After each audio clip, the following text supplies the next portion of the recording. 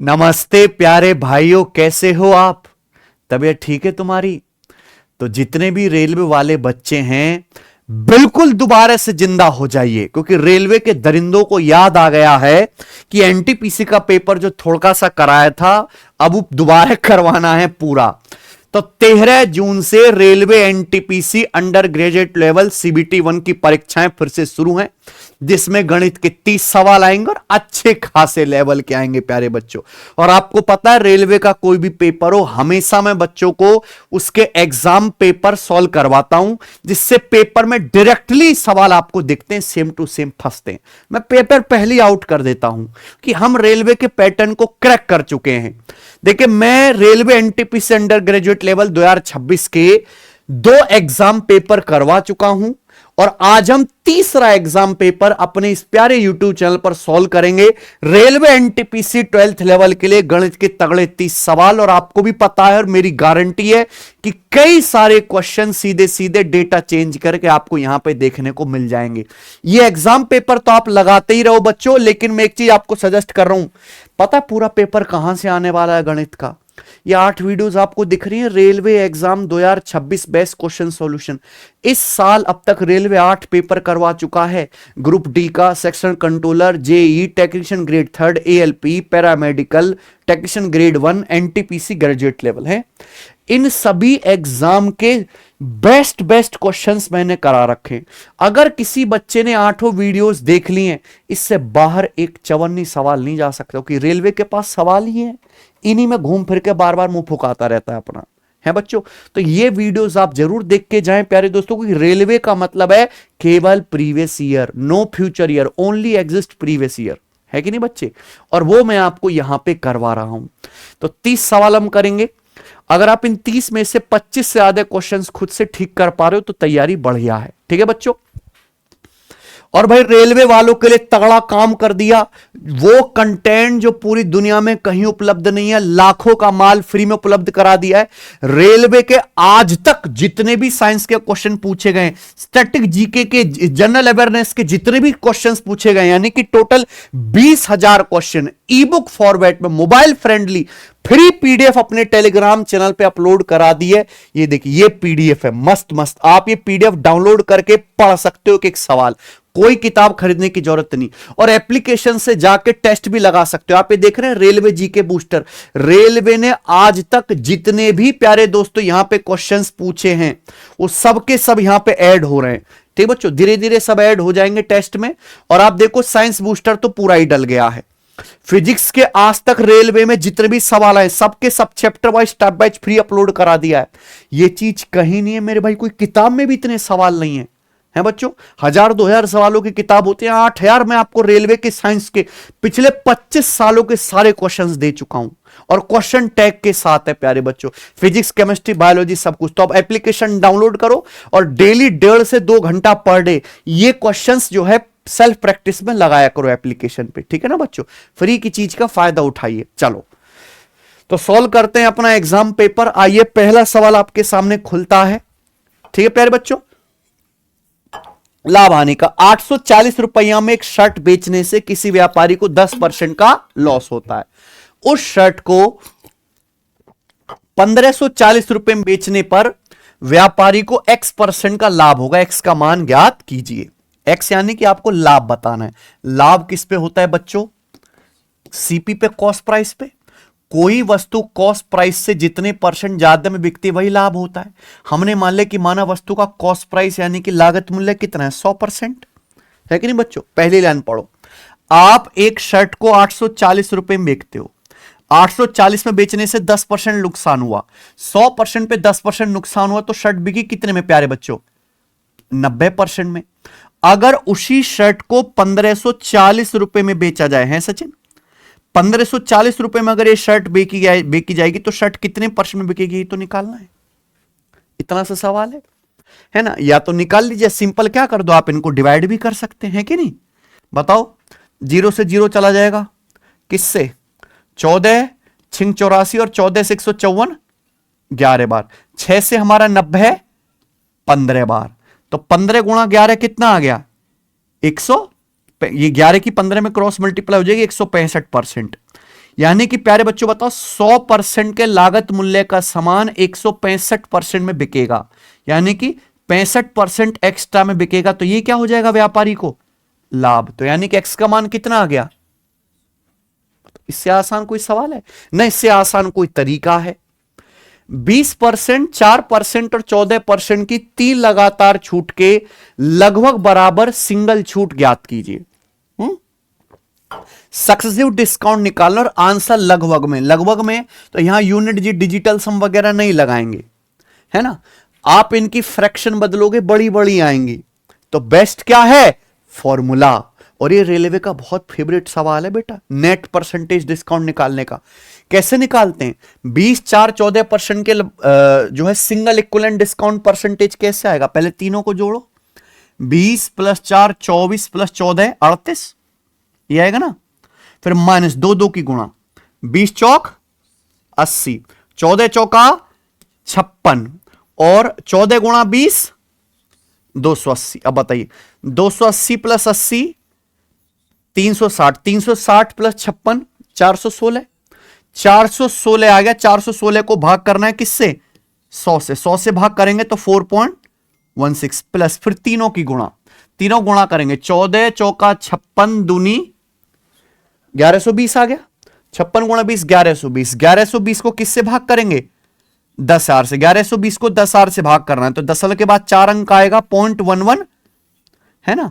ये तरीका x + y + z minus xy + yz + zx बटे 100 प्लस xyz बटे 10,000 परसेंटेज। बताइए प्यारे बच्चों, काफी नजदीक आंसर है बच्चों।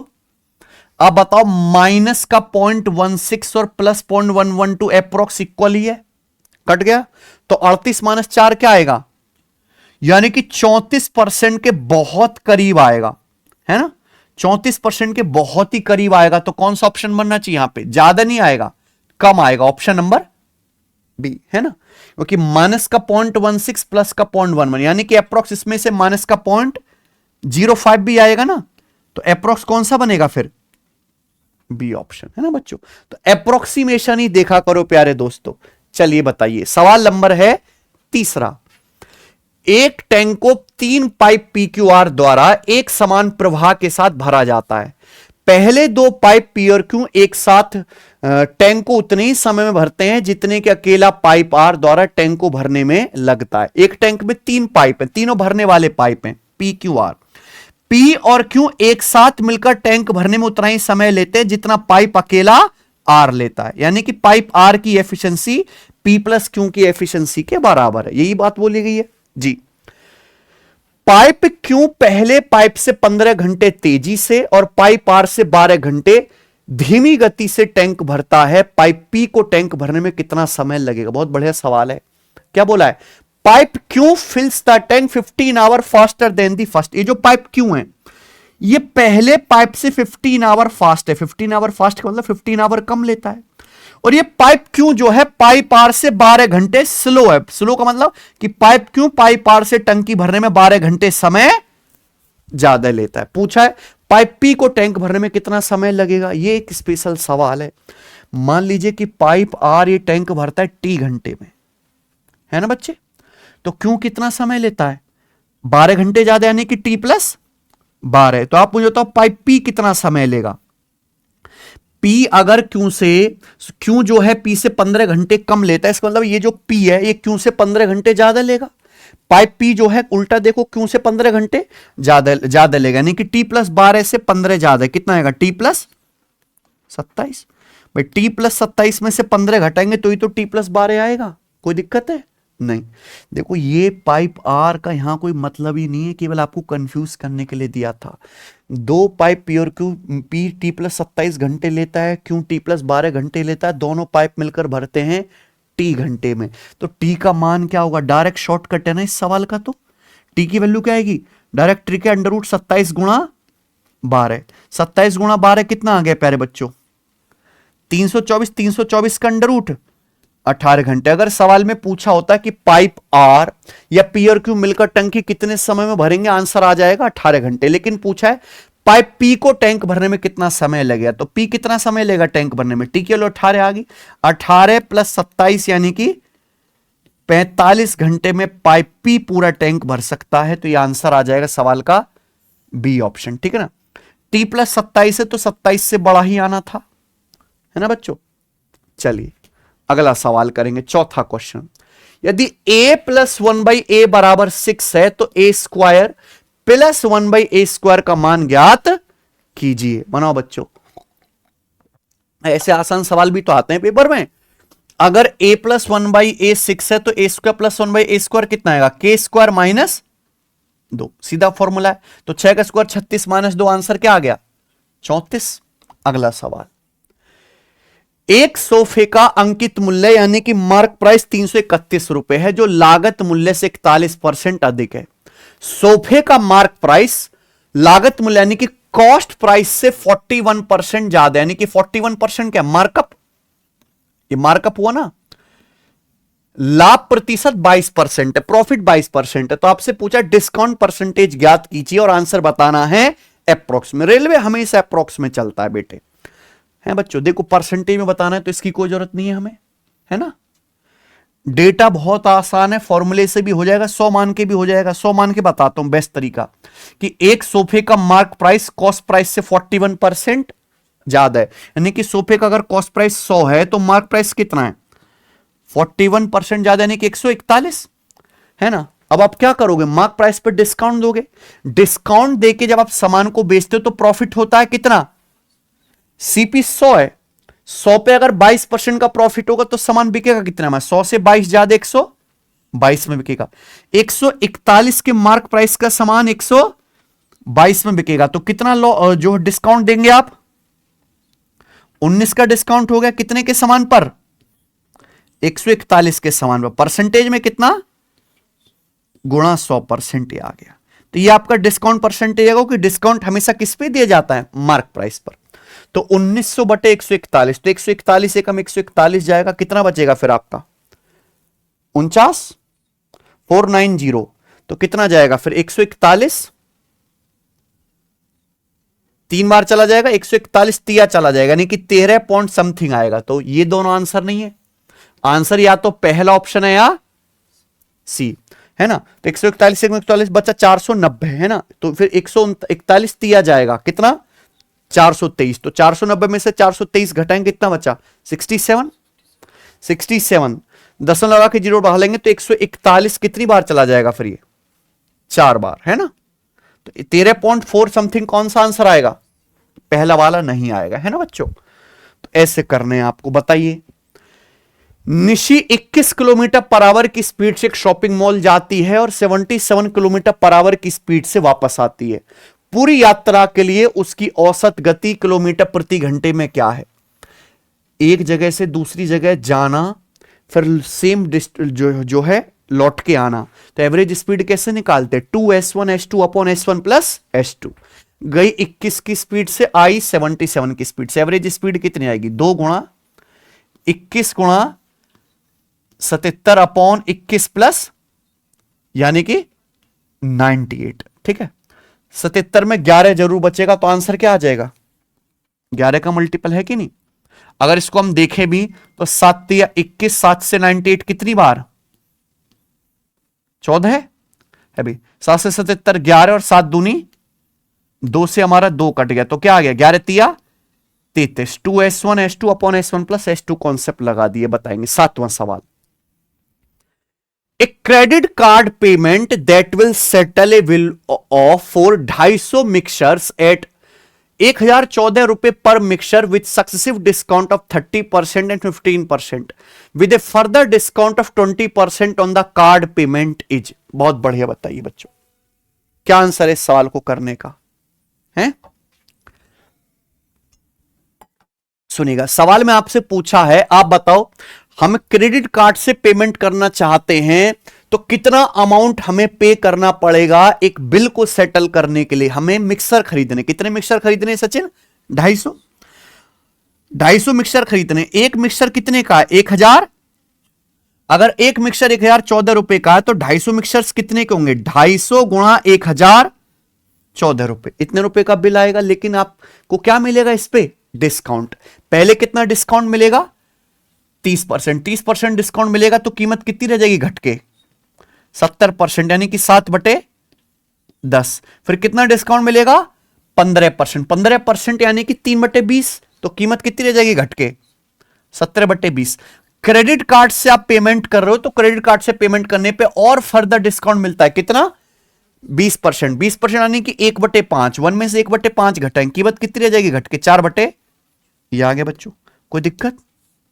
सबको मेरी बात समझ में आ गई है? बताइए। केवल इतनी कैलकुलेशन हमें को करनी है, इतने रुपए का आपको मिलेगा, इतने रुपए जो है आपको पेमेंट करना पड़ेगा। बताइए प्यारे बच्चों क्या आएगा? देखो 20 पंजे 100 दुसाम 1000 और ऊपर 250 चौका 1000, 1000 से नीचे 1000 कट गया, तो यानी कि 1014 गुणा 7 गुणा, तो आप देख सकते हैं 4 सत्ते 28, 8 8 सत्ते 56, 6। तो यूनिट देखिए 6 मैच करना चाहिए, ना तो ये वाला आंसर है ना ही आंसर, या तो ए ऑप्शन है। अब भी 2 ऑप्शन में फंस गए। अब ए और बी मेरे पास 2 ऑप्शन है, तो मेरे पास ये आंसर नहीं होगा। आंसर क्या आएगा? बी। 17 का मल्टीपल 7 का मल्टीपल चेक कर सकते, कोई जरूरत नहीं। ध्यान सुनना सचिन, ये नंबर दिख रहा है 1000, ये जो 2 ऑप्शन दी ये 96 है और ये, यानी कि ये ऑप्शन 4 से कटने वाला है। ये केवल 1014 क्या नंबर 4 से कटता है?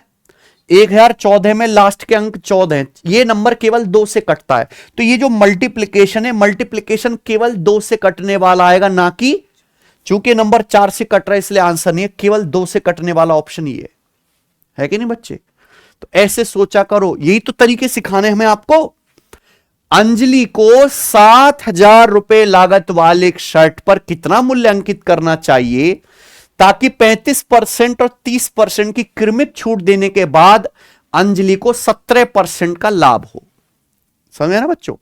सवाल इतना सा है कि अंजलि के पास एक शर्ट है जिसकी कीमत कितनी है, सीपी कितना है 7,000, इस पे क्या एमआरपी अंजलि लगा दे कि अगर उस एमआरपी पे अंजलि 35 और 30% की 2 सक्सेसिव डिस्काउंट भी दे तो भी अंजलि को कितना लाभ हो जाए? 17% प्रॉफिट हो जाए। बताइए कैसे करेंगे? तरीके बहुत सारे हैं, लेकिन आप एक बात लॉजिक कॉन्सेप्ट पे उतर जाओ। मार्क प्राइस पे डिस्काउंट घटाने के बाद सेलिंग प्राइस आएगा, कॉस्ट प्राइस में प्रॉफिट ऐड करने के बाद सेलिंग प्राइस आएगा।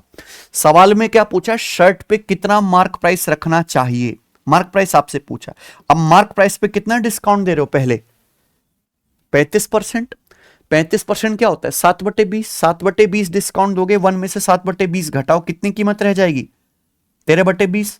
फिर आप 30% डिस्काउंट दोगे यानी कि 3/10, तो कीमत कितनी रह जाएगी? 70%, 7/, यानी कि मार्क प्राइस पे 2 लगातार डिस्काउंट देने के बाद ये सेलिंग प्राइस आएगा कि नहीं?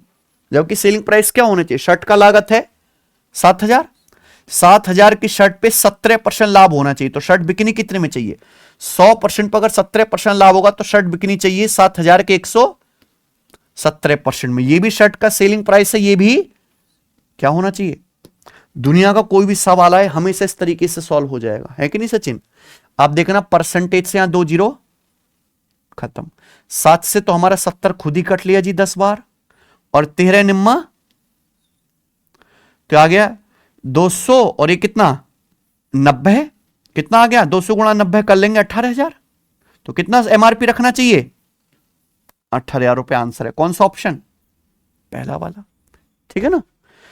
तो ये सवाल, और ये इंपॉर्टेंट सवाल है, बताइए 10वां क्वेश्चन रेलवे एएलपी सीबीटी 1 2025 का।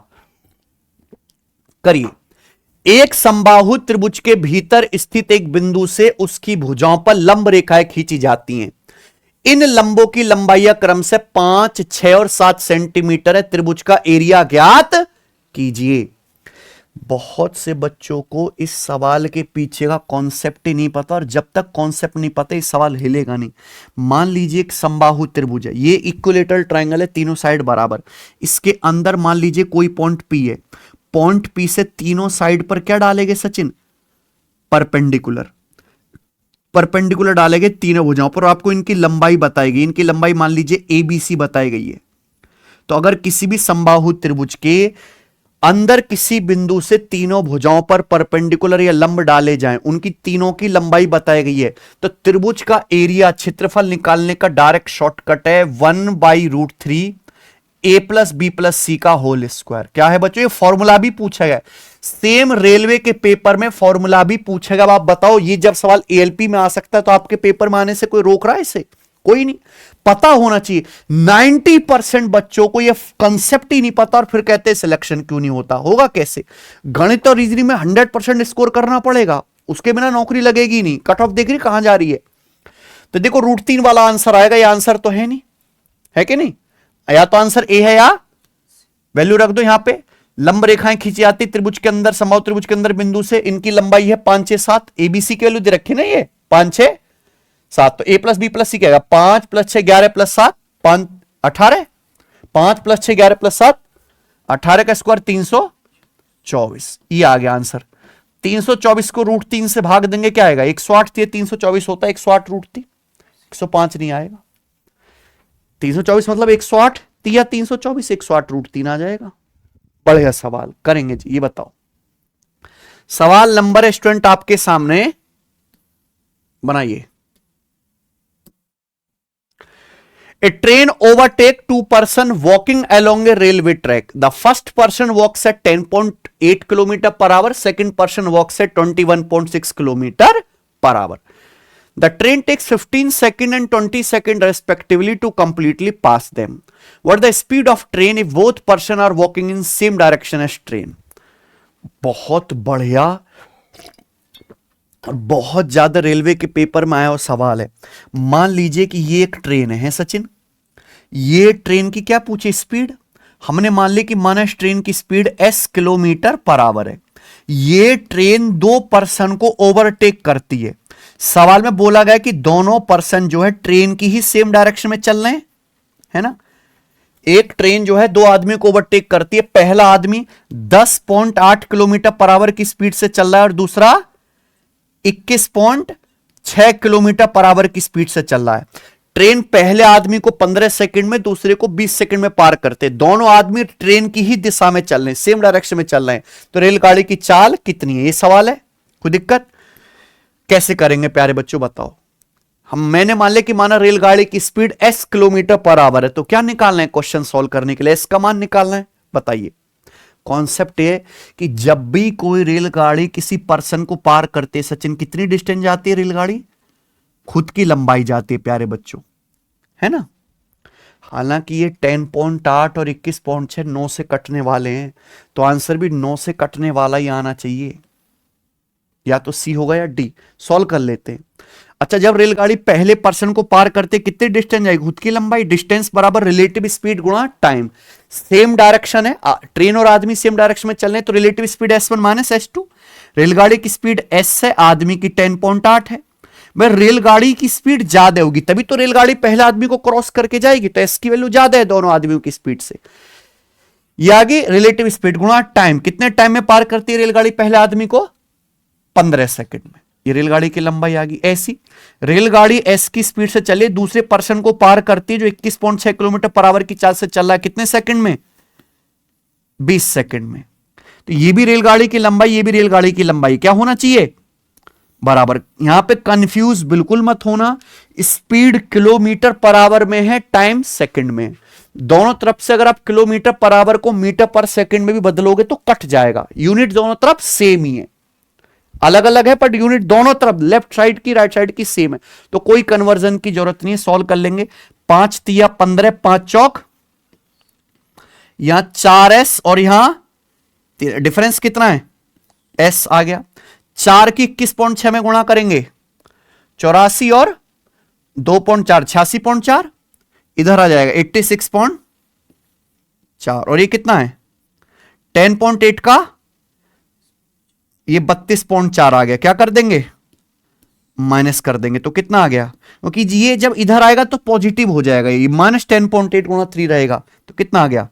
54। तो इसका मान आ गया 54 आ गया। इसकी वैल्यू यहां रखो। 54 km/h ट्रेन की स्पीड है। कौन सा ऑप्शन है? समझना प्यारे बच्चों है। तो ये एक ही स्टेप का सवाल है, बस आपको कंसेप्ट क्लियर होना चाहिए। बताएंगे 8वां सवाल। इस असरा 8वां कैसे कर दिया जी? नहीं, आगे पीछे नंबरिंग हो गई, चलो कोई बात नहीं, है ना।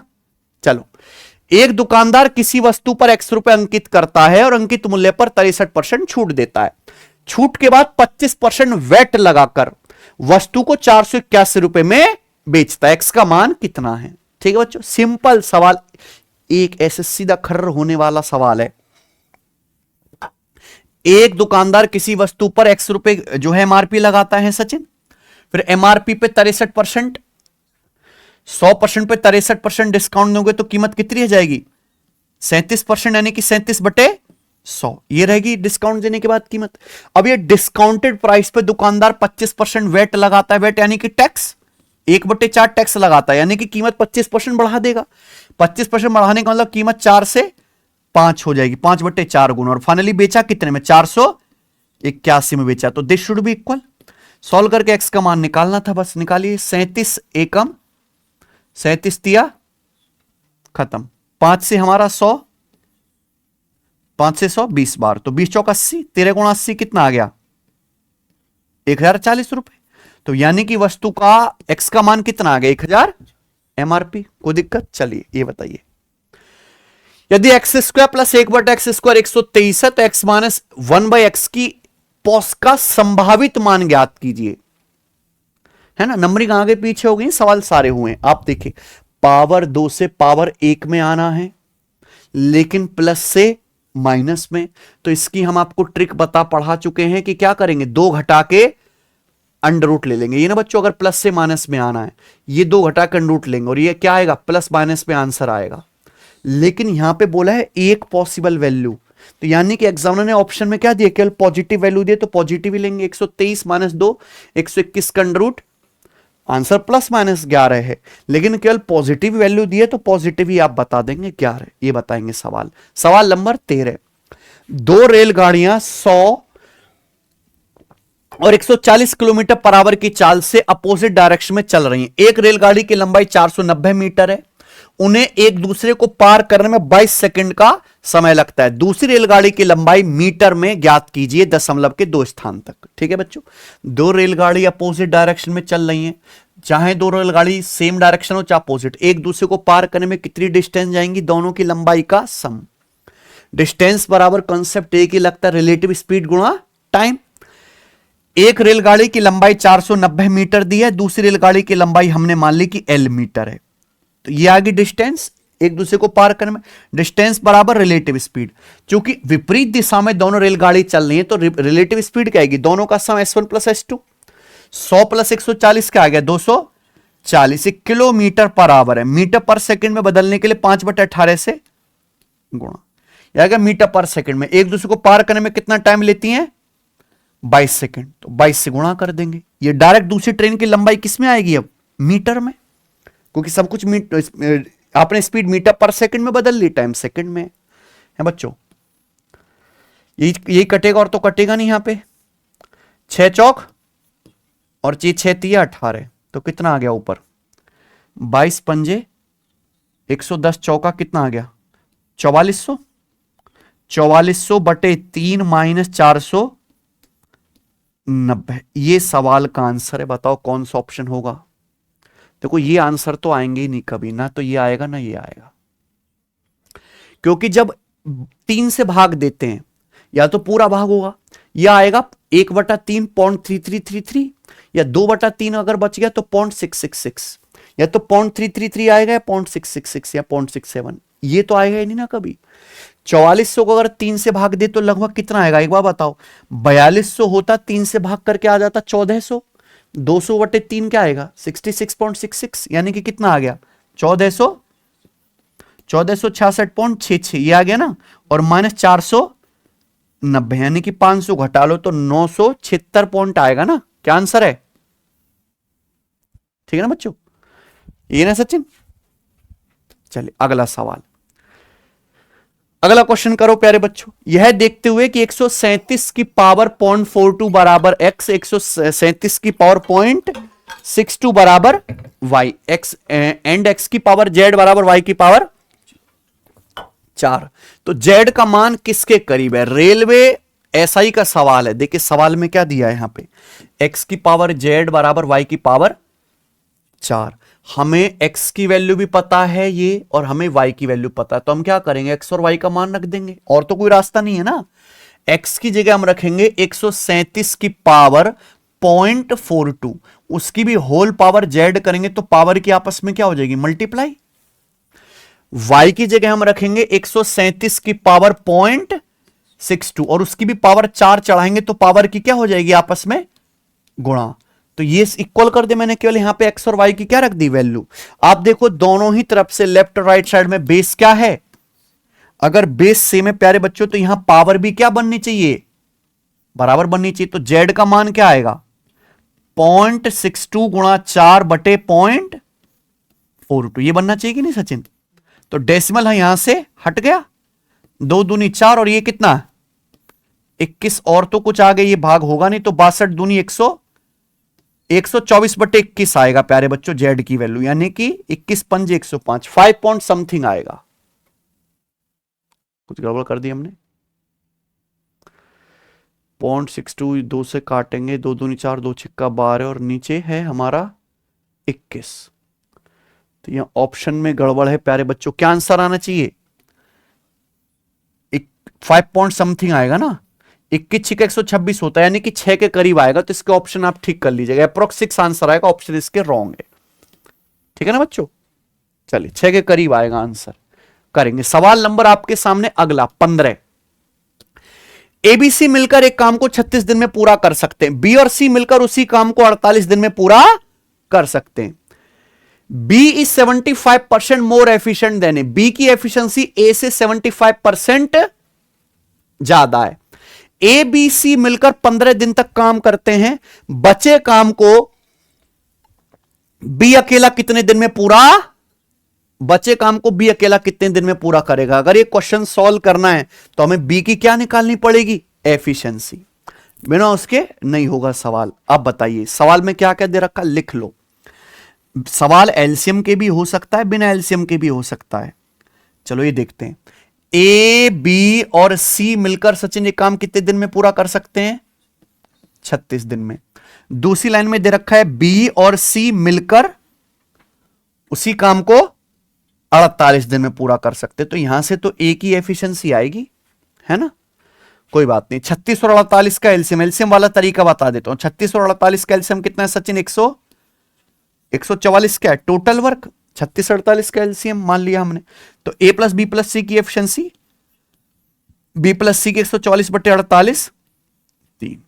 भाई ए प्लस बी प्लस सी की एफिशिएंसी 4 है, बी प्लस सी की कितनी है, तो ए की एफिशिएंसी क्या बचेगी, फिर ए की एफिशिएंसी 1 होगी, बी प्लस सी की 3, तभी तो ए प्लस बी प्लस सी 4 आएगा।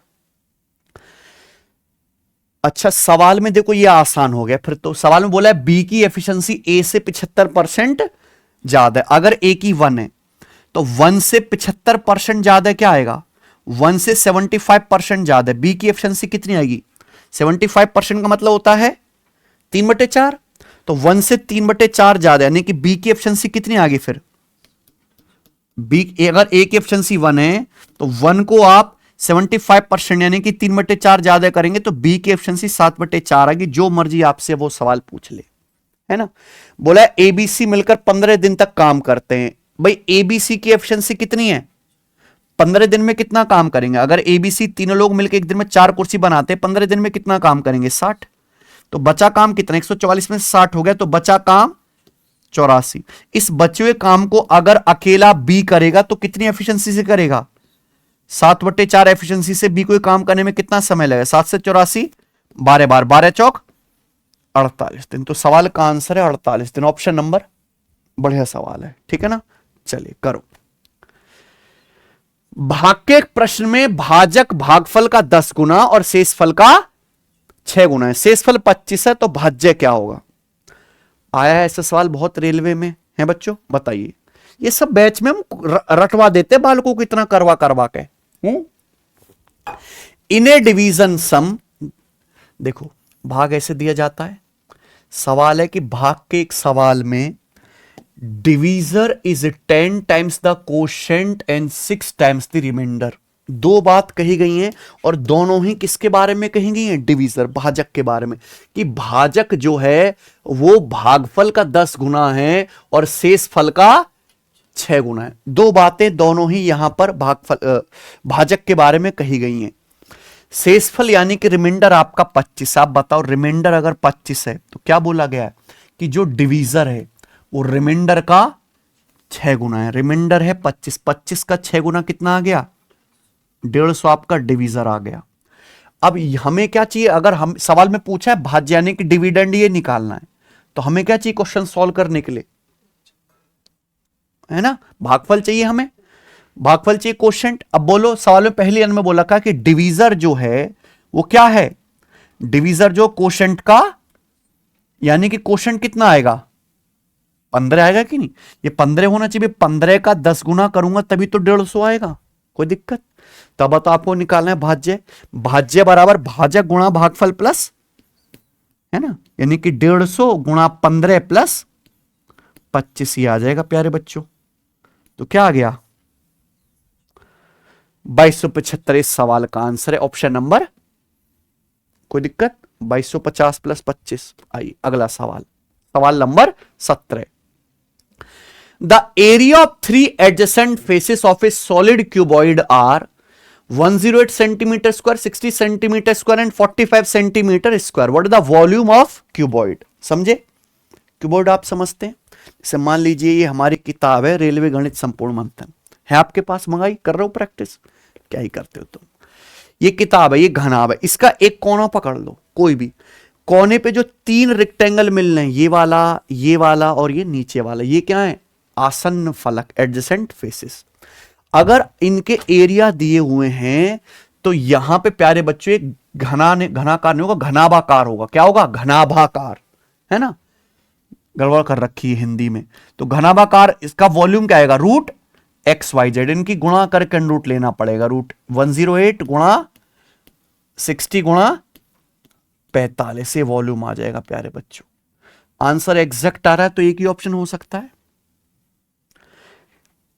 जीरो दिख गया ना, और 8 पंजे 40 में 0, तो यानी कि रूट लेने पर 10 तो आएगा ही आएगा, वो एक ही ऑप्शन में।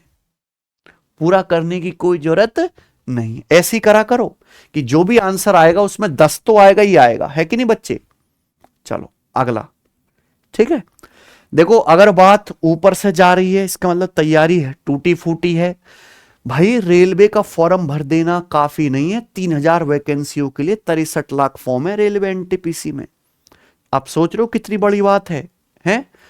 यानी कि एक सीट पे कई कई हजार बालक लड़ रहे हैं, तो आपका फाउंडेशन बेसिक बहुत स्ट्रांग होना चाहिए। हमारा सिलेक्शन व एप्लीकेशन पर रेलवे के लिए स्पेशली फाउंडेशन बैच है, इसके एडमिशन चालू हैं, आप इस बैच को ज्वाइन कर सकते हो, ठीक है, तो जिसमें आपको सारे ही सब्जेक्ट एक जगह पढ़ने को मिलेंगे और फ्री टेस्ट भी हमने आपको दे रखे हैं एप्लीकेशन पे, ठीक है ना भाई। चलिए, क्लास इसकी शुरू होने वाली है। 18वां सवाल करो। समान ब्याज दर पर 2 साल का साधारण ब्याज 60 रुपए है और चक्रवृद्धि ब्याज 64 रुपए। तो आपसे पूछा है मूलधन क्या है, यानी कि सेम रेट ऑफ इंटरेस्ट से 2 साल का सिंपल इंटरेस्ट है 60 और 2 साल का कंपाउंड इंटरेस्ट है 64। आपको प्रिंसिपल बताना है। आप बताइए, ध्यान सुनेगा। ये फर्स्ट ईयर है सचिन, ये क्या है? Second year. सिंपल इंटरेस्ट तो हर साल बराबर होता है।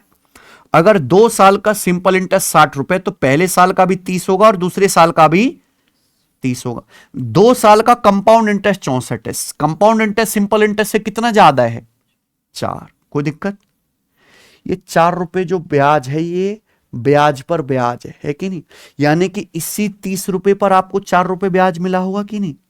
30 रुपए पर आपको 4 रुपए ब्याज मिला, यानी कि कितना ब्याज मिला? 4/30 यानी कि 2/15। अगर आपसे ब्याज की दर पूछी जाती तो आंसर आ जाता 2/15, जिसे परसेंटेज में कहेंगे लगभग 13.33%।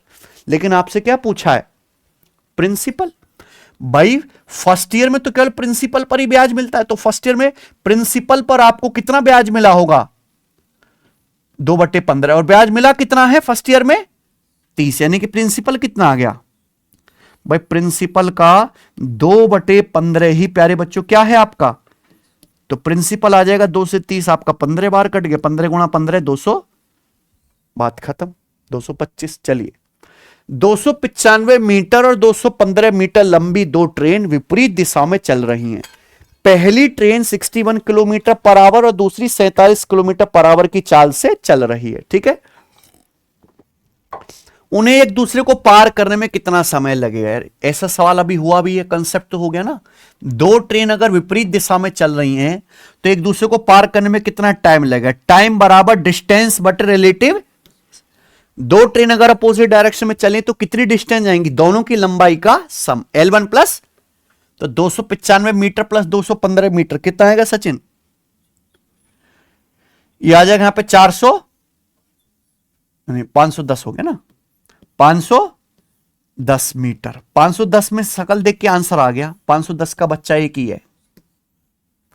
तो distance 510 metre but relative speed, opposite direction में चले तो रिलेटिव स्पीड क्या आएगी? S1 प्लस 61 प्लस 47 कितना?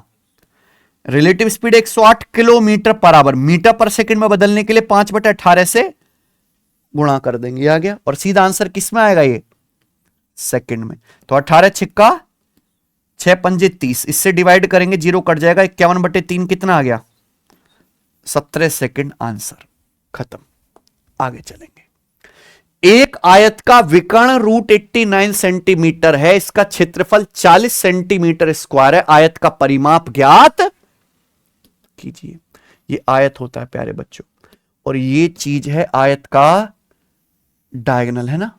तो आयत का विकर्ण है रूट 89 सेंटीमीटर, इसका एरिया आपको दिया है 40। आयत का क्षेत्रफल क्या होता है? लंबाई गुणा चौड़ाई, लंबाई गुणा चौड़ाई 40 है। परिमाप पूछे, परिमाप तभी आएगा जब यहां पे आपको आयत की लंबाई और चौड़ाई पता चलेगी, ठीक है ना।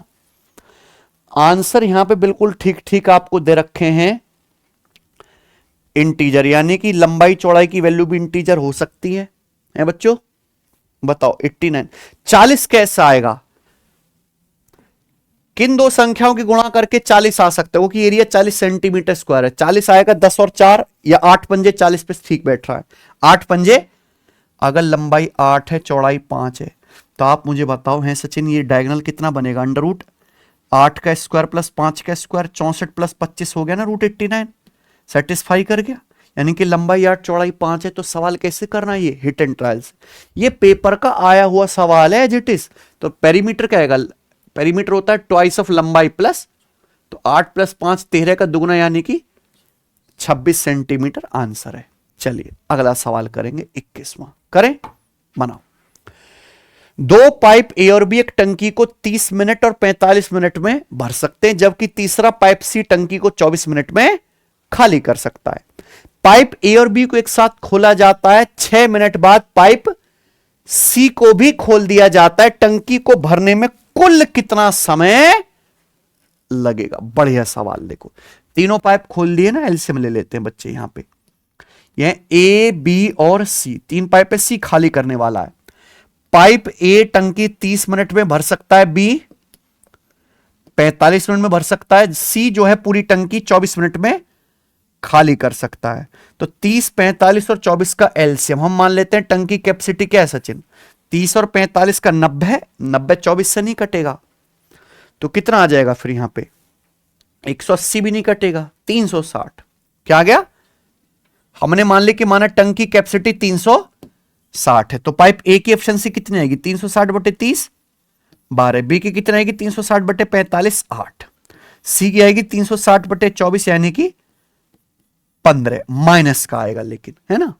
सवाल है पाइप ए और बी को एक साथ खोला जाता है, 6 मिनट बाद सी को भी खोल दिया जाता है। बताओ पाइप ए और बी हमने एक साथ खोले तो 6 मिनट में कितनी टंकी भर देंगे?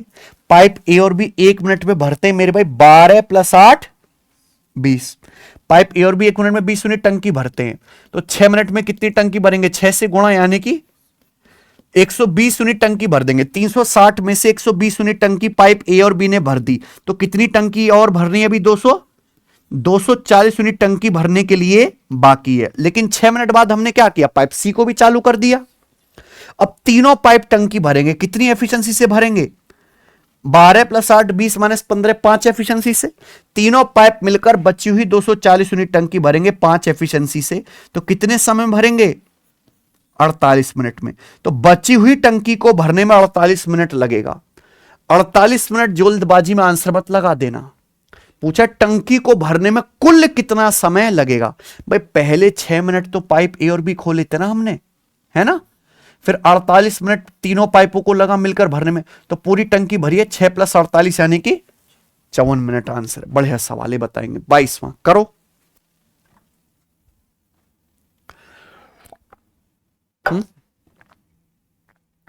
एक आदमी ने 6.5 घंटे तक 71 किलोमीटर पर आवर की स्पीड से गाड़ी चलाई, फिर अपनी स्पीड 15 किलोमीटर प्रति घंटे बढ़ा दी और अगले 1 घंटे में डेस्टिनेशन तक पहुंच गया। पूरी यात्रा के दौरान आदमी की औसत गति ज्ञात कीजिए। देखिए औसत गति का मतलब क्या होता है, एवरेज स्पीड, कुल चली गई दूरी बटे कुल लिया गया समय। चलो यहां पे समय तो दे रखा है, लेकिन आदमी अलग अलग समय में अलग अलग स्पीड से ट्रेवल कर रहा है, तो आपको यहां पे डिस्टेंस क्या करनी पड़ेगी, निकालनी पड़ेगी। बेस्ट तरीका है हमारे पास, एवरेज स्पीड बराबर टोटल डिस्टेंस बटे टोटल टाइम। एवरेज स्पीड किसको बेस मान के निकाली जाती है, टाइम को। जब आपको टाइम ही दे दिया तो सवाल आसान हो जाता है। एक आदमी ने, है सचिन, 6.5 घंटे तक गाड़ी चलाई किस स्पीड से? एक आदमी ने 6.5 घंटे तक गाड़ी चलाई 71 किलोमीटर पर आवर की स्पीड से, फिर अपनी स्पीड 15 किलोमीटर पर आवर बढ़ा दी, यानी कि आदमी ने अपनी स्पीड 71 से बढ़ा के कितनी कर दी, अब 71 + 15, और अगले 1 घंटे में डेस्टिनेशन तक पहुंच गया, यानी कि 71 + 15 किलोमीटर पर आवर की स्पीड से उसने कितनी देर तक गाड़ी चलाई, 6.5 घंटे तक गाड़ी चलाई 71 किलोमीटर पर आवर की स्पीड से, फिर स्पीड 15 किलोमीटर पर आवर बढ़ा के कर दी 71 + 15, और अगले 1 घंटे में इस स्पीड से गाड़ी चला के पहुंच गए डेस्टिनेशन पे। पूछा है पूरी जर्नी की एवरेज, आप बताओ पूरी जर्नी की एवरेज स्पीड निकालनी। एवरेज स्पीड बराबर टोटल डिस्टेंस बटे टोटल टाइम। अब आप देखना ध्यान से, मेरा तरीके आप देखो प्यारे बच्चों हमारे। भाई आदमी ने कि गाड़ी की स्पीड यहां भी 71 किलोमीटर पर आवर है पहले 6.5 घंटे, और बाद में भी लास्ट 1 घंटे में भी, यानी कि 71 किलोमीटर पर आवर आदमी की स्पीड है ही।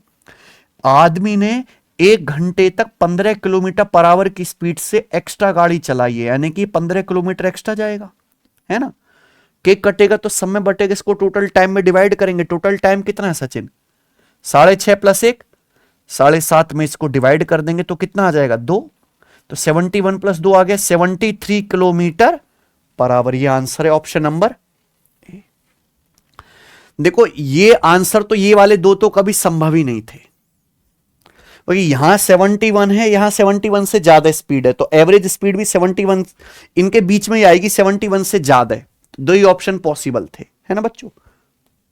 अगला 23वां सवाल, एक बेलन का कर्व सरफेस एरिया 528 वर्ग मीटर है, बेलन का वॉल्यूम है सचिन 1848 वर्ग मीटर। आपसे पूछा है बेलन का टोटल सरफेस एरिया ज्ञात कीजिए, पाई बराबर 22/7। आंसर बिल्कुल एग्जैक्ट मैच कर रहे हैं, कोई दशमलव रूट फ्रैक्शन में नहीं है बच्चे। Curve surface total surface area निकालना है तो उसमें पाई जरूर आएगा। आप मुझे खुद बताओ, है सचिन, बेलन का टोटल सरफेस एरिया क्या होता है? टोटल सरफेस एरिया होता है 2πr ब्रैकेट में h+, यानी कि पाई जरूर आएगा। पाई मतलब 22/7, 22 में आता है 11, तो जो भी आंसर आएगा 11 से कटने वाला होना चाहिए कि नहीं। क्या ये नंबर 11 से कट रहा है? 8 + 6 14 और 3 का डिफरेंस 11, ये आंसर हो सकता है। 8 2 10 और 4 का डिफरेंस 6, 11 से नहीं कट रहा, आंसर नहीं है। ये भी 11 से नहीं कट रहा, ये भी 11 से नहीं कट रहा, आंसर क्या आ गया? बिना कुछ करे आंसर डायरेक्ट, पेपर का एज इट इज पूछा हुआ सवाल है, समझे ना। बेसिक से कैसे करना है मैं वो भी बता देता हूं। एक बेलन का क्या दिया सचिन, कर्व सरफेस एरिया, और दिया है वॉल्यूम। तो आप यहां से देखो डायरेक्ट रिलेशन होता है बेलन में। बेलन का वॉल्यूम बराबर है 1/2 curve surface area into radius. आप यहां से सीधा बेलन की रेडियस निकाल सकते हैं। बेलन का वॉल्यूम है 1848, कर्व सरफेस एरिया की यहां पे वैल्यू रख दीजिए, है ना। 528 का आधा कितना आ जाएगा? 528 का आधा कितना आ जाएगा मेरे भाई? 264, है ना। 528/2 264 गुणा r, बताओ कितनी बार जाएगा ये?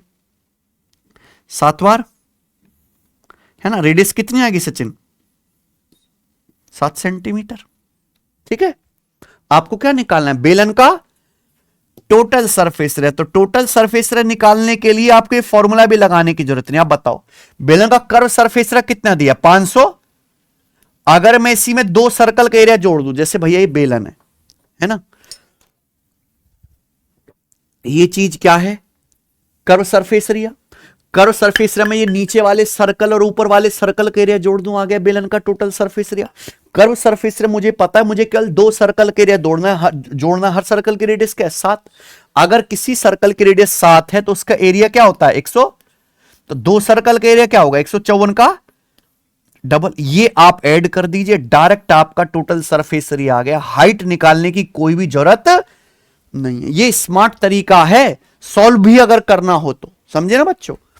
आइए, ए बी से काम को 12, 15, 18 दिन में पूरा कर सकते हैं। बी पर डे काम करता है। ए और सी एक एक दिन छोड़कर अल्टरनेट डेज पे काम करते हैं। ठीक है ना। पहले दिन सी काम शुरू करता है। काम को पूरा करने में कितने दिन लगेंगे? आसान सवाल है। देखिए 3 लोग हैं प्यारे बच्चों यहां पर, ए बी और सी। क्या बोला सचिन? ए किसी काम को 12 दिन में कर सकता है, बी 15 दिन में और सी। तो 12, 15, 18 का एलसीएम क्या है? 12, 15, 18 का एलसीएम तो 180 ही आएगा, है ना। 180। तो ए की एफिशिएंसी कितनी है? 15। बी की एफिशिएंसी कितनी है? 12। और सी की एफिशिएंसी है 10। ये ए बी सी तीनों लोगों की एफिशिएंसी आ गई है बच्चों। सवाल में क्या बोला है? बी पर डे काम करता है। बी पहले दिन भी काम करेगा, बी दूसरे दिन भी काम करेगा, तीसरे दिन भी काम करेगा, चौथे दिन भी काम करेगा। लेकिन ये जो ए और सी, ये बारी बारी से एक दिन काम करेंगे। पहले दिन काम कौन शुरू करता है? तो पहले दिन बी के साथ सी काम करेगा, अगले दिन बी के साथ ए काम करेगा, फिर अगले दिन फिर बी के साथ सी काम करेगा, फिर बी के साथ ए, यानी कि बी प्लस सी, बी प्लस ए, बी प्लस सी, बी प्लस ए। यही पैटर्न कंटिन्यू होगा कि नहीं? यानी कि मैं कह सकता हूं हर 2 दिन के बाद सेम साइकिल रिपीट होगी ना, सेम चीज। तो अगर देखें पहले दिन बी और सी कितना काम करेंगे? 12 + 10 22। ये सचिन। अगले दिन बी और ए कितना काम करेंगे? बी और ए मिलकर 12 + 15 27। तो मुझे बताओ इस हिसाब से हर 2 दिन के क्रम में कितना काम खत्म होगा? हर 2 दिन में, हर 2 दिन में 22 + 27 यानी कि 49 यूनिट काम होगा हर 2 दिन में। लेकिन हमें काम करना कितना? 180। तो 49 का कौन सा मल्टीपल है जो 180 के करीब हो?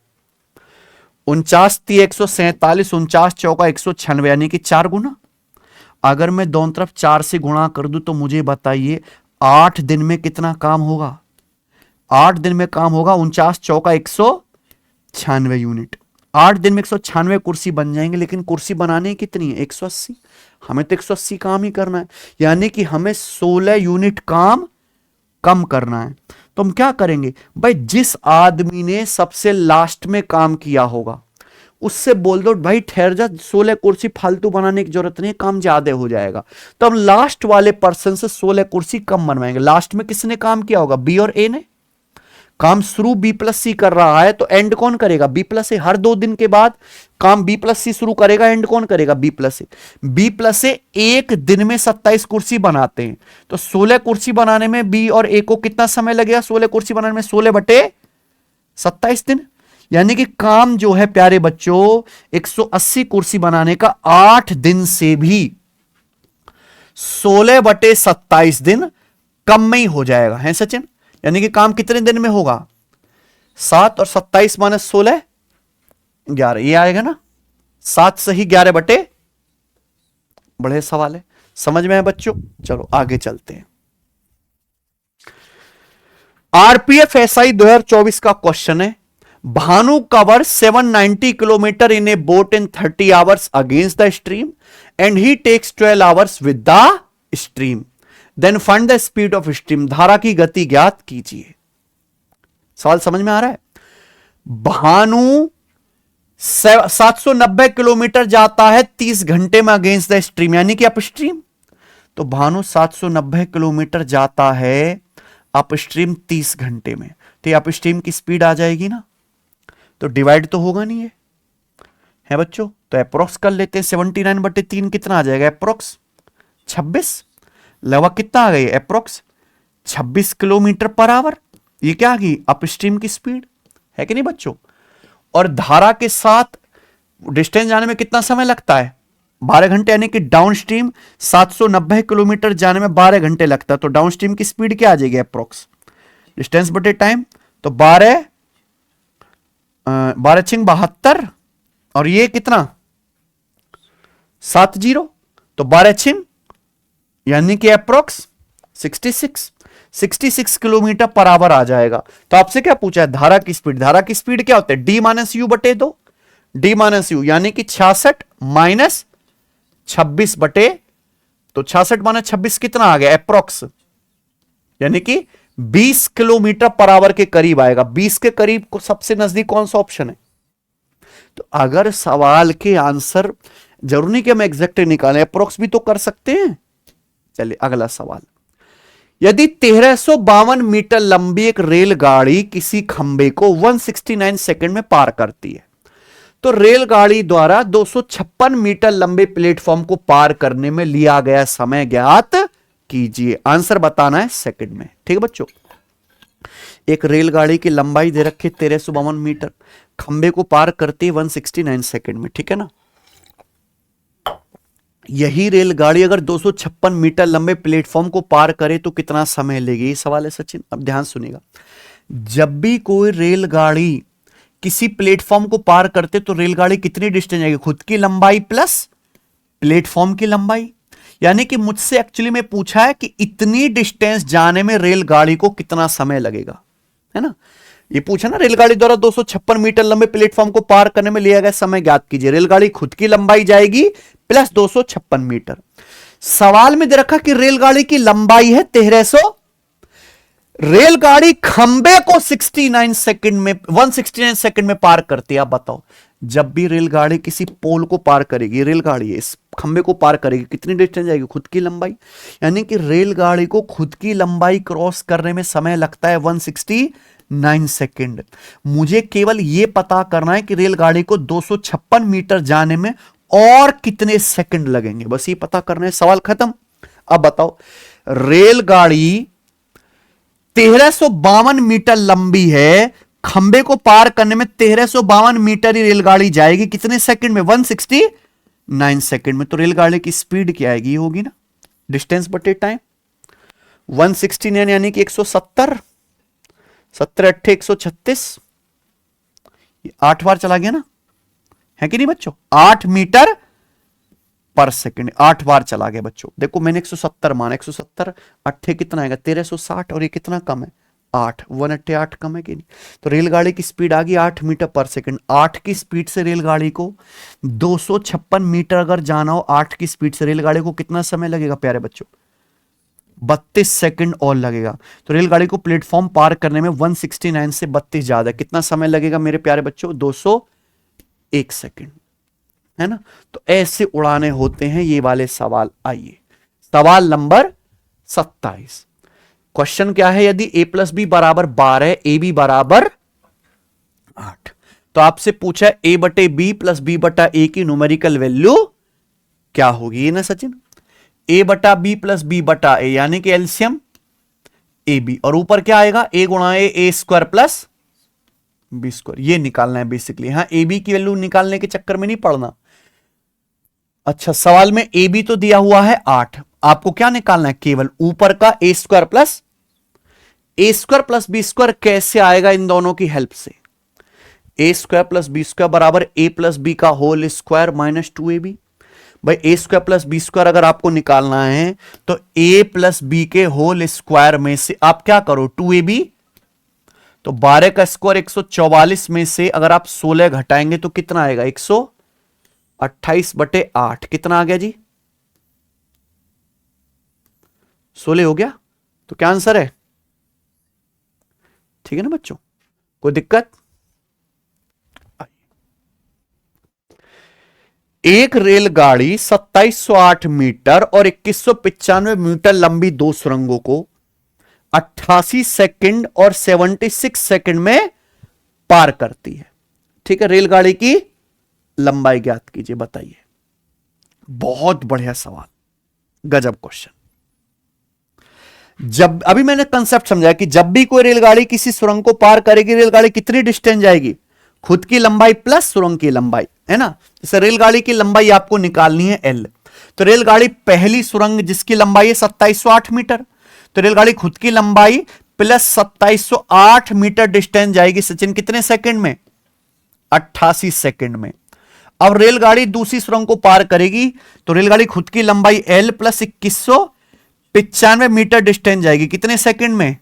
76 सेकंड में। क्लियर है प्यारे बच्चों? तो रेलगाड़ी तो सेमी स्पीड से चल रही है। आप बताओ प्यारे बच्चों, रेलगाड़ी कितनी डिस्टेंस कम गई? यहां पे डिस्टेंस में कितना फर्क आया? 2708 में से 2195 घटाइए, 2195 यानी कि 2200 घटा दो, 508 और 5 513 है ना। रेलगाड़ी 513 मीटर कम गई। रेलगाड़ी को समय भी कितना लगा? 88 सेकंड से 76 सेकंड कितना कम है? रेलगाड़ी को समय भी 12 सेकंड कम लगा, यानी कि रेलगाड़ी 513 मीटर कम डिस्टेंस गई। रेलगाड़ी को समय भी 12 सेकंड कम लगा, यानी कि रेलगाड़ी की स्पीड ये होनी चाहिए कि नहीं? 513/12 कितना आ गया जी? ये तो कट नहीं रहा भाई, 3 से काटेगा ये, है ना। 171/4 मीटर पर सेकंड, सही ना। अगर रेलगाड़ी की स्पीड पूछी जाती, ये आंसर आ जाता खटाक से, है कि नहीं बच्चों। लेकिन सवाल में क्या पूछा? रेलगाड़ी की लंबाई। चाहे पहले केस से सॉल्व कर लो सवाल, चाहे दूसरे केस से, दोनों से आंसर आ जाएगा। दूसरा केस ले लेते हैं। रेलगाड़ी खुद की लंबाई प्लस 2195 मीटर जाती है कितने सेकंड में? तो रेलगाड़ी की लंबाई कितनी आप बताओ? रेलगाड़ी 76 सेकंड में कितनी दूरी जाएगी? 1 सेकंड में जाती है। स्पीड का मतलब 1 सेकंड में चलेगी दूरी, 1 सेकंड में जाती है 171/4 मीटर। तो 76 सेकंड में कितनी जाएगी? 76 से गुणा, और इसमें से क्या करेंगे? उधर 2195 माइनस कर देंगे। रेलगाड़ी की लंबाई आगे की नहीं। 4 से 76 कितनी बार? 19 बार। ये कैलकुलेशन करनी है आपको, आपका आंसर आ जाएगा। ठीक है जी। यूनिट मैच कर लेते हैं। 9 एकम 9, 9 माइनस 5 4, यानी कि ये दोनों आंसर नहीं है। या तो आंसर आपका ए ऑप्शन है या डी ऑप्शन है बच्चों, बताइए। तो 1 3 5 8 डिजिटल सम लगा लेते हैं। डिजिटल सम, क्योंकि मैं इतनी गुणा तो करूंगा नहीं। 171 यानी कि 9 का मल्टीपल है ना। 171 क्या है? 9 का मल्टीपल, तो डिजिटल सम 9। यहां डिजिटल सम कितना आएगा? 9 2 1 3 5, तो 9 माइनस 8 1, जो भी आंसर आएगा उसका डिजिटल सम क्या आएगा? 1। देखो 5 4 9 1 आ गया, 1 6 7 2 आ गया, खत्म। यानी कि आंसर क्या है? कैलकुलेशन भी कर सकते हैं, कोई दिक्कत नहीं है। बताइए 29वां सवाल। किसी स्टूडेंट ने परीक्षा में पूर्णांक के 84% प्राप्त किए और 62 अंकों से पास हुआ, लेकिन जब उसने उस परीक्षा में 45% प्राप्त किए तो 35.5 नंबर से फेल हो गया। परीक्षा के पूर्णांक बताइए कि मैक्सिमम मार्क्स कितने हैं एग्जाम के? ये सचिन बढ़िया सवाल। सिंपल लॉजिक के सवालों का इस तरह के है बच्चे। एक ही बालक है, परसेंटेज में डिफरेंस बराबर मार्क्स में डिफरेंस। एक बालक ने पेपर दिया तो उसके नंबर आए 84% और पासिंग मार्क्स से 62 ज्यादा आए, है ना। 62 नंबर से पास हो गया। जब उसने, अगर उसका स्कोर 45% आता है, उसकी 45% स्कोर आता है, तो वो 35.5 नंबर से फेल हो जाता है। प्यारे बच्चों, आपको बताने अधिकतम मार्क्स कितने हैं, परसेंटेज में कितना डिफरेंस है। पहले 84% नंबर आ रहे थे, 45%, तो परसेंटेज में कितना डिफरेंस है? 84 में से 45 घटाएंगे कितना आएगा प्यारे बच्चों? 39, ठीक है ना। 39%। मार्क्स में कितना डिफरेंस है? ध्यान से सोचिए। पहले पासिंग मार्क्स से 62 नंबर ज्यादा आ रहे थे, अब पासिंग मार्क्स से 35.5 नंबर कम आए, 35.5 नंबर से फेल हो गए। तो मार्क्स में कितना डिफरेंस है? घटाइए, ये क्या आ गया प्यारे बच्चों? 97.5। तो 39% की वैल्यू ही डायरेक्ट 97.5 मार्क्स है कि नहीं? तो 1% की वैल्यू क्या है? 39 से भाग करेंगे, बताओ 1% की वैल्यू। 39 दूनी 78, कितना बच गया यहां पे? 39 दूनी 78, ये बच गया 19, तो 39 पंजे चला जाएगा, यानी कि 1% की वैल्यू 2.5, तो 100% कितना आ गया 250। कोई दिक्कत? बढ़िया सवाल है। आइए चलिए सवाल नंबर 30, आखिरी सवाल आपके सामने है बच्चों। बनाओ त्रिकोणमिति का। ट्राइंगल पी क्यू आर में एंगल क्यू बराबर 90 डिग्री, टेन आर बराबर 1/3, तो आपसे इसकी वैल्यू पूछे, इसका मान ज्ञात कीजिए। बहुत बढ़िया। अगर एक त्रिभुज पी क्यू आर में एंगल क्यू 90 है, यानी कि राइट एंगल ट्राइंगल है, ये एंगल क्यू 90 है, तो बाकी जो दो कोण बचे पी और आर है सचिन, उनका सम भी क्या होगा आपस में, यानी कि एंगल पी और एंगल आर क्या होंगे, एक दूसरे के कॉम्प्लीमेंट्री। दो एंगल कॉम्प्लीमेंट्री हैं तो साइन पी साइन कॉस में बदलेगा, टेन कॉट में और सेक कॉसेक में। अब आपको ये निकालना है, सवाल में आपको टेन आर की वैल्यू दी 1/3 है ना बच्चों, तो आपकी कोशिश ये होनी चाहिए कि सब कुछ एंगल आर में बदला जाए। ये देखते हैं, sec P cosec R, angle P और आर आपस में कॉम्प्लीमेंट्री है, सेक किस में बदलता है, कोसेक में, दोनों सेम चीज सेम में कट गया, तो क्या बचा ऊपर 3 cos R minus sine P, P का कॉम्प्लीमेंट्री क्या है आर, साइन किस में बदलेगा कॉस में। बहुत बढ़िया। नीचे क्या है 4 sine R minus cos P, P का कॉम्प्लीमेंट्री क्या है, ये पी का कॉम्प्लीमेंट्री कॉस किस में बदलेगा साइन में, तो ये आ गए प्यारे बच्चों 3 cos R minus cos R, यानी कि 2 cos, नीचे 4 sine R minus sine R, यानी कि 3, तो ये आ गया